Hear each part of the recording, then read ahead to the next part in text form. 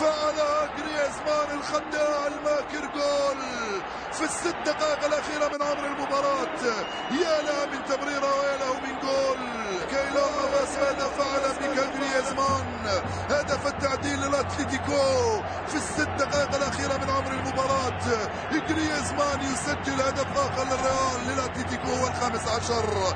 يا له من تمريرة من كوريا على الخط، لم يكن في وضع التسلل، خروج غير موفق من قبل كيلور نافاس وجول لجريزمان في سانتياغو برنابيو. هدف قاتل.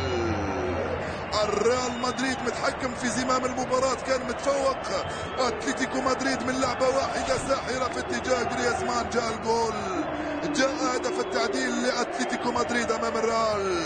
الاتلتيكو يعطل الآلة المدريدية ويعدل النتيجة في الخمس دقائق الأخيرة من عمر المباراة.